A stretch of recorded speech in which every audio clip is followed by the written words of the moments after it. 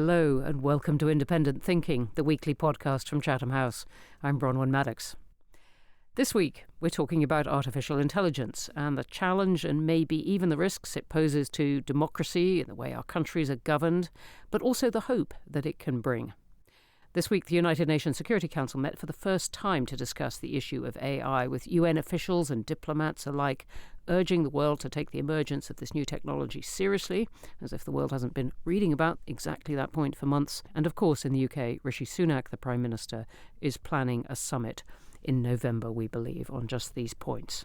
So I've got a terrific panel here to talk about this enormous subject. Here in the studio, we've got Dr Talita Dias, a Senior Research Fellow with our International Law Programme. Welcome. Thanks, Bronwen. Great to have you here. And we have as well Alex Krasadomski, a Senior Research Associate with our Digital Society Initiative, who talks about an awful lot of our work on this. Alex, great to have you here. Hey, Bronwen. Down the line, we've got Dr. Milly Zimeta, until very recently with the Open Data Institute. Welcome, Milly. Thank you, Bronwen. Great to be here. Great to have you. And finally, we've got writer and journalist Carl Miller. Welcome to Chatham House, Carl. Hi, everyone. Thanks, Bronwen. Great to have you here. Well, we are going to dive into all these sober questions of governance and the threats and so on, but I wanted to start by asking you all about the most positive or most exciting thing that for you this technology could bring. Alex, can I start with you? Sure. Well, I think it's very often two sides of the same coin. There is a quote I really like from a biologist, actually, a chap called Ed Wilson. And he says, look, the problem with humanity is we have Paleolithic, we have Stone Age emotions, we have medieval institutions and godlike technology. And I really like that as a sort of framing to understand both the sort of the possibilities of AI and also perhaps some of the challenges it will bring. Technology and democracy, especially over the last 10, 15, 20 years, have had a bit of a difficult relationship. But it's now perhaps time to see, well, how can technologies like AI go to improve, change, and amplify the way that we are able to participate democratically? Are we able to use these kinds of technologies to go beyond the medieval institutions and sort of start using this godlike power that we sort of see with AI and use that to improve the way we do governance, improve the way we do democracy? Okay, well, thanks for that first thought. I'm not going to divert the whole podcast by asking what you mean by godlike, because that will take us in another direction. But Milly, what for you is the most positive? Oh, Bronwen, I'd say the most positive thing about the recent AI hype and doom is that at least it's got people paying attention to it and trying to understand the technology. And that's really important for transparency and accountability. And I think for me, the most positive outcome from AI, I think, would be actually if it helps us value the aspects of human intelligence that can't be replicated by machine. Intelligence is more than just analysis. It's also emotions, it's social relations, it's all sorts of things. And I think helping us value the parts of ourselves, the aspects of ourselves that can't be digitized and can't be replicated by technology, I think that'd be a great outcome. Really interesting angle. Thank you. Carl? Well, I think, to put it bluntly, that it might help us save democracy and knit together some of the gaping social wounds and divisions which we've experienced over the last few decades. Exactly how? People are going to have to listen a bit longer to find out, I guess. Yes, they are. Yes, they are. Thank you for that tease right at the beginning. Talita.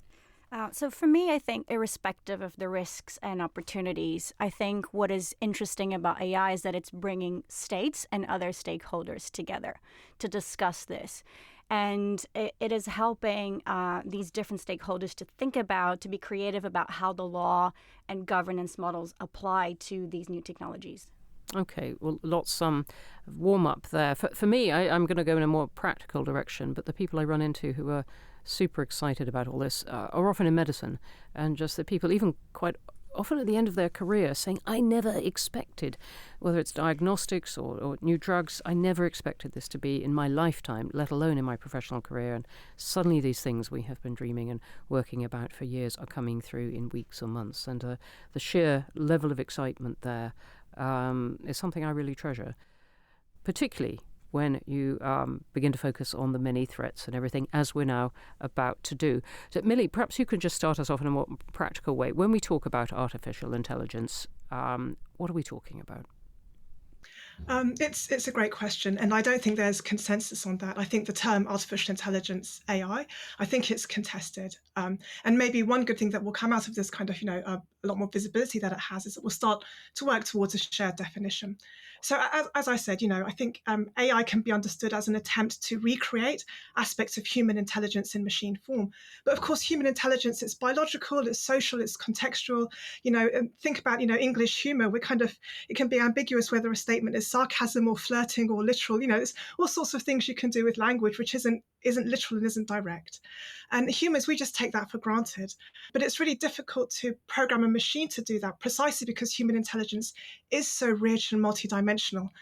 So instead of trying to program a machine to replicate it, what we do instead is we give the machine a whole bunch of data and invite it to spot the patterns. So it's almost replicating or trying to replicate an aspect of human intelligence from the outside in rather than from the inside out, if you see what I mean.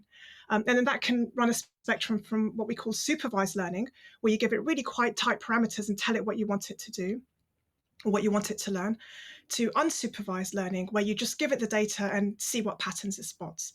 And then the kind of the Skynet Terminator version that we sometimes hear about, that would be a form of artificial general intelligence where the machine essentially decides what to learn itself. We're not there yet. Thank you for that very, very clear start. I do indeed see exactly what you mean. So, Carl, how worried should we be? Well, firstly, we are freaking out, aren't we, as a society at the moment? I mean, I don't think anyone can allege that we're not taking this seriously. I can't remember a time like this where all the summits and the task forces and the groups that are forming and springing up to deal with this. The best description of AI I've been given is that it's like sophisticated autocomplete. So it's very, very good at basically completing whatever it's being asked to do, whether that's creating a video or an image or text. And that means in the hands of human beings, it can be quite damaging. And we are contemplating its kind of absolutely very profound impacts on quite a lot of different parts of human economic and creative and cultural life. But I think the one concern that I hear people often having, which we probably can allay a bit, is the idea that there is a kind of sentience lurking somewhere in these algorithms or models. Like, that doesn't seem to be the case at all. Just because it can mimic and emulate human activity doesn't mean it is a human or even approaching a human. So this idea that there is a possibly malicious intelligence somewhere that's about to spring out, well, that's not the case at all. Again, you put it very well. I like that autocomplete analogy. Alex, you began to take us in the intro into questions about democracy and whether this was a threat, and that's something you write a lot about. What for you are the concerns? To sort of follow on from what Carl was saying, if you imagine that you have this sort of incredibly powerful autocomplete, you can now start sort of applying that to some of the current challenges with our digital world that do affect our democracy, most obviously around information. I think over the last decade, we've seen a lot of discussion about the challenges of democracy when faced with an information space, a news cycle, and so on. And social media is another example that has been challenging, I think. Now, artificial intelligence can potentially expand that significantly further, reduce the amount of effort required to pollute an information space, and fundamentally challenge perhaps some of the notions that we have around editorial control, around what is put out there into the world as part of a sort of media agenda or as part of of the kind of information that people consume on a daily basis. I think all of the sort of our pre-existing notions about the limits of what an organization can do or what an individual can do in terms of changing the debate, changing the information space in which a society operates, they kind of have to go out the window when AI sort of steps in to power up those kinds of efforts. Because of the sheer volume of it, the ease and the quality of replication that you actually won't be able to tell if this is an avatar or a person, these things will look like real information. Right. I think that's right. We had one of our speakers recently at a Chatham House event talked about how in the course of half an hour she had turned all of her blog posts into a podcast series, not unlike this one, in half an hour. Like, that's astonishing. That's the kind of the functionality that would have been totally impossible. In her own voice. In her own voice, that's right. Yes, which is an absolutely astonishing example. As you said, it's the volume and the quality of this completely new information that will be flooding at us and giving us all kinds of challenges about how we reach for any sense of authenticity. We might come back to that. Talita, you work a lot on the governance of this, which is a huge and emerging field. What is your thought? So for me, my first thought is that AI is unique, but it also is similar to other digital technologies in many ways. And so from a perspective of international law and governance, my first idea or thinking around this is that we don't need to reinvent the wheel. International law already applies to AI as it applies to other digital technologies like cyberspace, information communications technologies, the internet. So this is the starting point. The second thing that comes to mind when I think about AI is that there's a lot of debate about governance models and mechanisms and institutions. And people are divided about that. Some people are making analogies with civil aviation. Some people are making analogies with the World Health Organization and so on and so forth, nuclear weapons. But I think we need to make a distinction between processes and substance. So the processes, the mechanisms that will be invented maybe to govern AI are one thing, but the substance, the regulatory standards, they already exist, at least at a very general level. And this is where international law comes in. Can you give us an example of that? Because, I mean, when people talk about civil aviation or nuclear regulation, these are old examples from decades ago, from after the Second World War, which people might think aren't really applicable to now. So what is it you're saying that could be applied? Yes, and we don't have to look too far, actually, because when it comes to the governance of the internet, information communications technologies, states have come together to agree on at least basic principles on how international law and norms of responsible state behavior regulate, govern the internet. So that's a good example of where progress has been made. You're talking about norms. I'm wondering what the rest of you think, whether norms and what we've got at the moment, the pitch that Talita is making, whether that is adequate for this job. Milly, what do you think? I'm not sure that they are. I mean, for example, the announcement, was it yesterday or the day before, from the UN coming out of the UN Security Council meeting? I'm a bit hesitant about that being the framing of this technology. There are ways in which it's useful to consider AI as a security threat, but other ways in which that could be a distraction.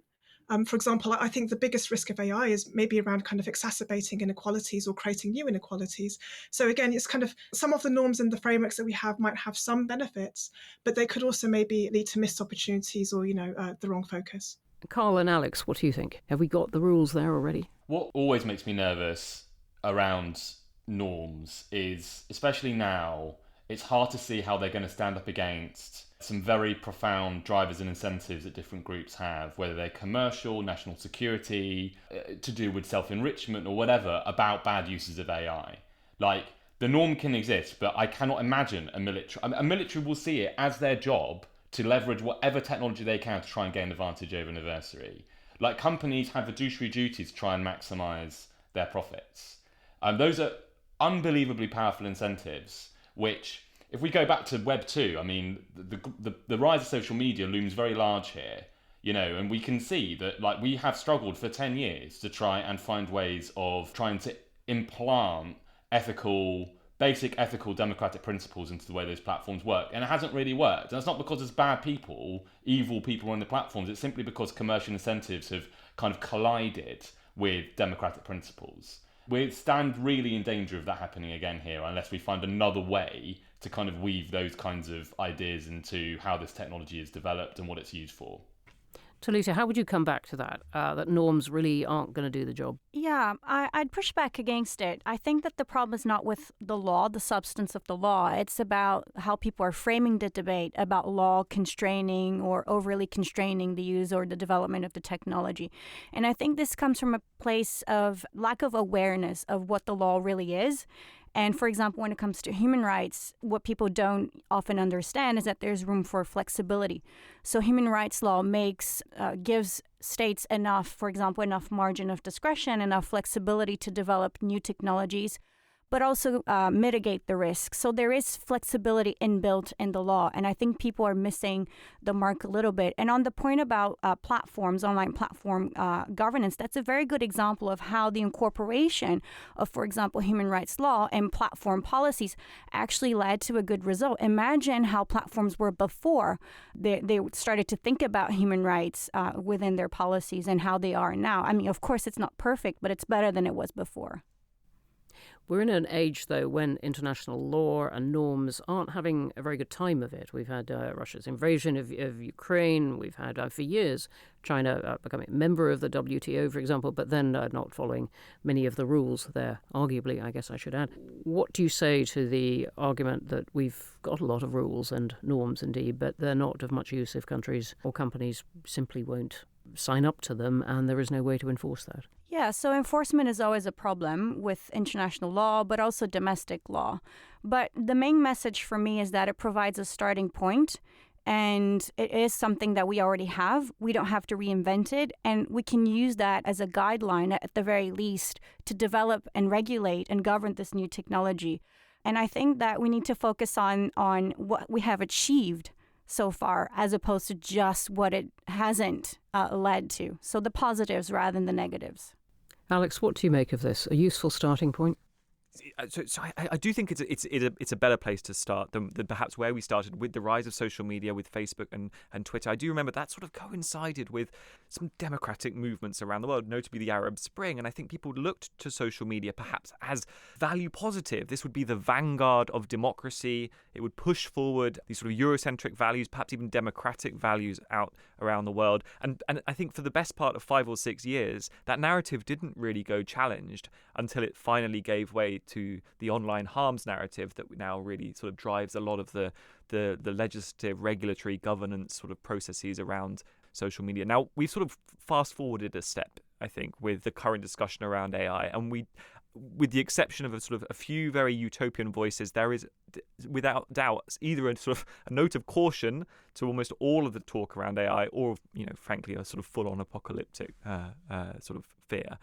If we're starting from a principle where we've sort of taken the blinkers off and we're seeing this for what it is, seeing the incentives for what they are, and seeing the capacity of government to control this stuff for what they really are, I think we're starting in a good place.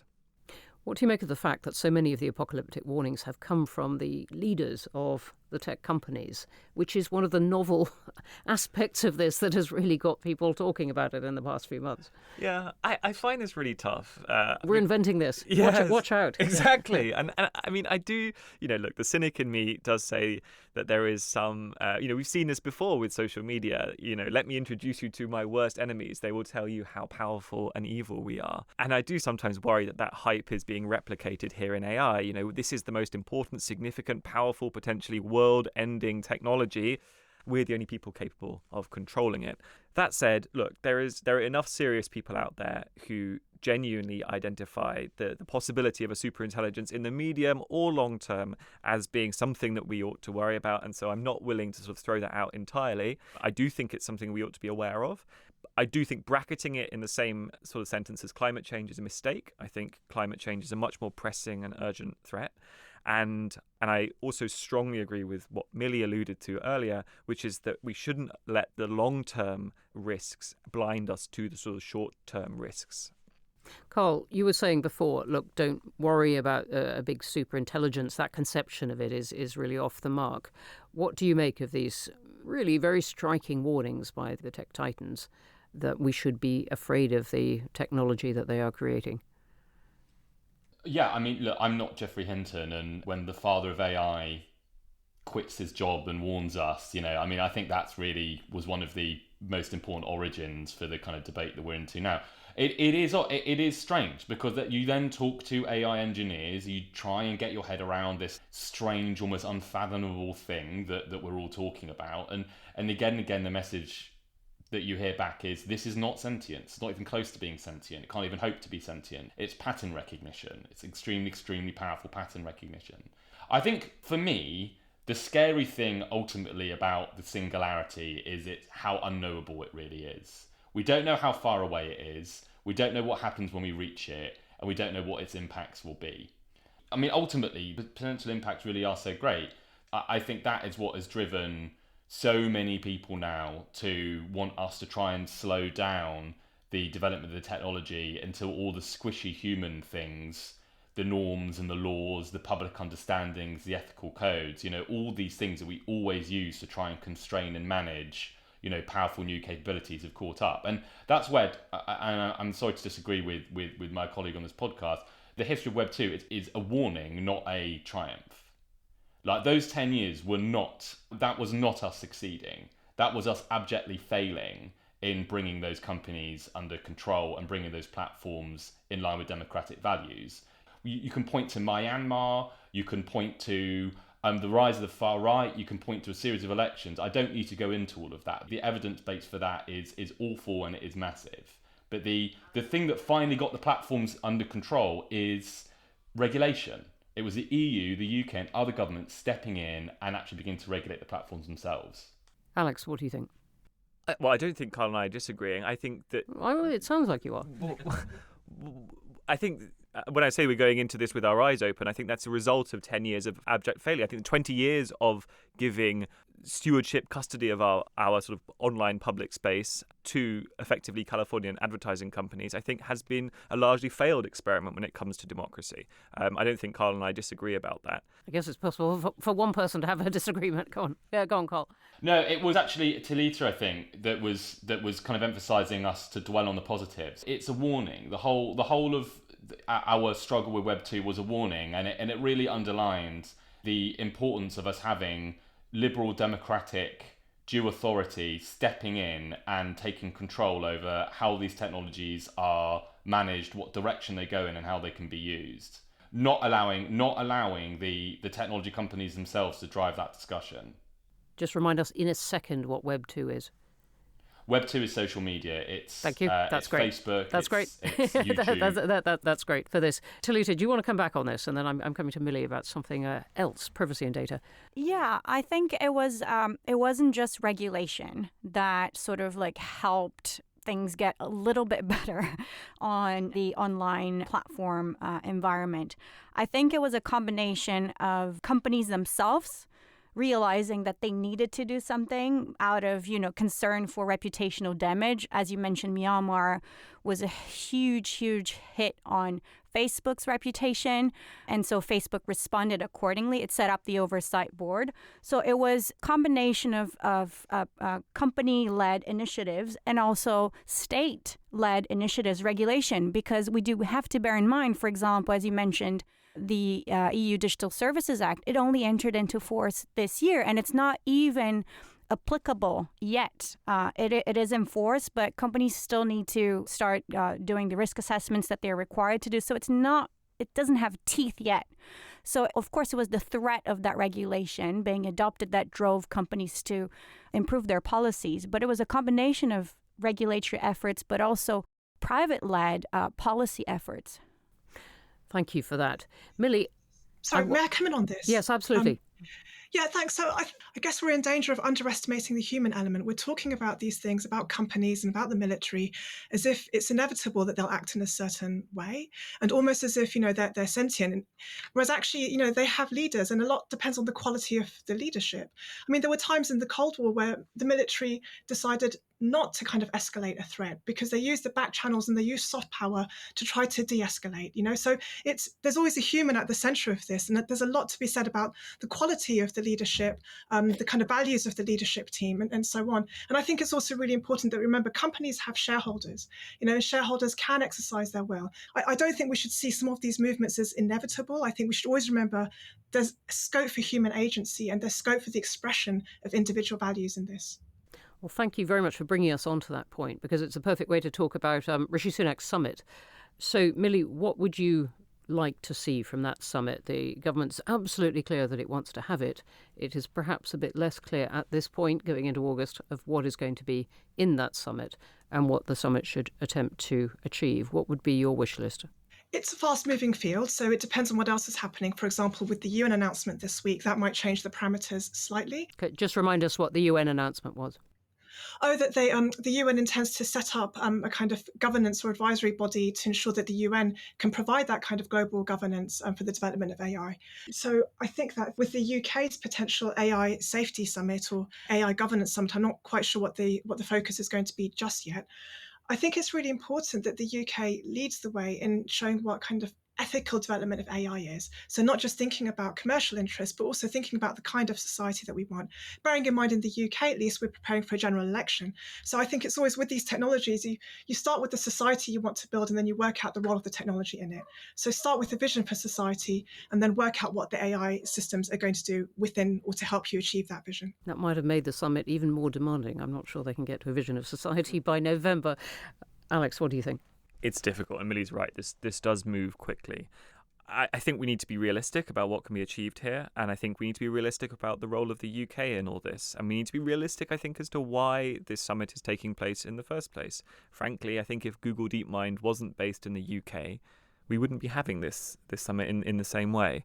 And so there is sort of the industry aspect, the business aspect, to ensure that the UK does find that Goldilocks solution between being a place that is both the place to start an AI business, while at the same time creating a market around a sort of a differentiated type of a place where you can have a regulation that allows for both business but also a new kind of AI to emerge. I suppose that's probably the primary ambition. We can get perhaps a little bit more specific about the exact areas that I think need to be ironed out as a result of this summit. But I think that it's finding that Goldilocks solution is that I think around regulation that is going to be the priority. Okay, well, with several months to go, I will leave it from you for Goldilocks, but I will be asking you what more precise tips we can give Rishi Sunak on this. Carl, what do you reckon? Well, it's a tightrope, and the other side of this. So on the one side, obviously, politicians are very much alive to the kind of concerns of constituents around runaway AI taking over everything, and we need to shape it. And a perfect topic, of course, for Chatham House here. AI is increasingly seen as a branch of geopolitical competition. It's almost like a kind of new coal or steel, kind of manufacturing capability in the way that countries around the world see that they need to have it in their borders. They need the data there. They need the foundational models there. They need the engineers. And I think there's an assumption that this is going to become increasingly less globalized as a capability. Like data will actually start flowing less and less between borders, and there'll be less and less international collaboration, especially between a kind of geosphere led by the States and a geosphere led by China. And I think the UK is in quite a tenuous place, not necessarily going to be one of the places where AI innovation happens. I think all that is true, indisputably true, and really, really interesting about what you're saying about it. So what should we push for? I don't mean we Chatham House, but what should the world want to come out of this summit? Is it some precise agreements about collaboration? Is it laws? What is it? What I want us in that summit to identify is what I think is currently a kind of subterranean or submerged consensus that I'm sure exists somewhere between rules and structures which allow innovation and which are safe for democracies. What I think is really galling, and I think partly this is the way in which we always construct these debates in the media and in policy circles, is the way we've already created different camps, AI or techno boosters or optimists on one side and kind of pessimists on the other. And it's very, very hard to burrow underneath that to actually see what I'm sure exists in almost every debate, which is that there's a ton of stuff that most people have in common with each other. But right now, we've got some people that think it's nuclear technology and needs to be brought under entirely government control until sorted out. And we've got venture capitalists and innovators that are screaming about all the positive applications and don't talk very much about all the dark and insidious and dangerous uses, which of course also exist, and very little in between. So for me, that summit must be a consensus-finding expedition. It's not even about balancing, it's about interest. It's about finding common interests underneath. That's what I would try and use it to do. Talita. I absolutely agree. I think the summit should be an opportunity to reach consensus, to find the minimum common denominator that is acceptable to everyone, at least when it comes to the substance of the laws that apply or should apply to the phenomenon. And then we can think about governance models. But first, let's reach an agreement on what the law should say or already says about that. And I think that the UK should also position itself as a mediator for different voices, right? So the Foreign Secretary stressed the role of different stakeholders in his statement at the Security Council on Tuesday. And I think this is really important to bring different people, diverse actors around the table, and also to make sure that the Global South is also involved in this conversation. Okay, well, we'll have to. I'm sitting here wondering how much consensus we've seen at recent summits. I will take the optimism you've all offered. Let me just finally ask you all to crack a problem, to bring it down to the squishy human level, as Carl said. This is a problem, what is it rather pompously called, the Director's Office at Chatham House. And we'd very much like to take various diaries of senior people, including me, and turn them instantly, or pretty well instantly, into the back of the board papers where it says what everyone's done, how many media interviews and everything. And then other people say, but wait a minute, you don't really want all that. Do you want to hand over your diary to Google or Meta or whatever? Do we need to reach for something that isn't their version of AI and some open source lot? And others come in and say, well, look, your diary's on the cloud anyway, albeit behind the Chatham House ferocious firewall. And one way and another, it all in terms of using this practical technology that everyone's playing with in the evenings, we get stuck. Alex, this is obviously a bigger question about data and privacy, but how one as an individual or a smallish organisation can begin to use it safely, protecting oneself. What would you advise the Director's Office upstairs? I would advise the Director's Office to look at all of the examples around the world of people using the incredible capacity that some AI technologies have already unleashed to see how they might improve our processes. I mean, I'm sure that we are all familiar with everything from Google Maps to autocomplete to all of these amazing ways that AI, or what's sometimes called machine learning, have improved our lives, and that will only continue. The question I think you have around, is this all Microsoft and Google? Well, that's a different question, and I hope that one of the key discussion points for the next sort of 12 months, 2 years, is how we ensure that it is not just Google, it is not just Microsoft who are capable of creating these tools and licensing, but actually that everyone from academics to health researchers to maybe even communities are able to take what is effectively maths, complicated, difficult maths that requires a lot of sometimes less hardware to run, and put that to good use in the service of the Director's Office and also maybe democracy. Gosh, two in one breath. I don't normally get that. You are running some risk, I have to say, of the Director's Office remembering that there is a brilliant Digital Society initiative in Chatham House and a memo coming back down on that. Anyone else got any thoughts on this, on how people can use it practically themselves and safely? And Martha Lane Fox on our panel recently with Tony Blair and the president of Microsoft was saying, urging everyone, particularly those in government, to just go play with it. Talita. Yeah, I agree. Yesterday I was using ChatGPT myself, and I also noticed that several diplomats, again, at the meeting at the Security Council, started their statements with sentences or paragraphs from ChatGPT. I think the starting point is to know what we're dealing with, right? And I think that this is eye-opening. This can be reassuring in many ways, but also humbling, because we don't know exactly what the risks are. But, at least being exposed to what these technologies are can give us some insight into what they currently are and how other individuals are using. Carl? Bronwen, if you have sensitive meetings, keep them in a paper diary. The best hackers I know, they are not storing any of their sensitive information in digital form. And I wouldn't either. Have a stack of post-it notes. But we need to be clearer about data which is private and needs to be protected and data that isn't. And I assume for the Director's Office that your calendar that's being printed on the back of some kind of handout probably doesn't contain any of the sensitive meetings anyway. And I think there you would gain great value by turning it into more shareable form. You're absolutely right. We don't put the sensitive meetings in. It's the number of times I do podcasts and this kind of thing. Milly, have you got any, just in case the world of hackers is short of inspiration for what they want to attack this morning? Milly, any thoughts on this, on how people can use it individually? So people or organisations, I think it's maybe more important to focus on developing skills than on investing in the hardware alone. I mean, you could get the best hardware in the world, but if you're not adaptable and if you don't kind of feel comfortable using it, it's not going to be very useful. On the other hand, if you've got a team or if you yourself are sort of quite adaptable, quite inquisitive and so on, you'll be able to get great stuff done with very simple hardware. And I think that because of the speed at which this particular technology is changing, you're going to have to need to keep on being adaptable. So you're going to need to have people who are comfortable trying new things, but also making decisions not to chase the latest thing every time, because they can make a judgment call about whether it's relevant to them. So just really focusing on developing your people, developing your skills, and developing your confidence about your goals.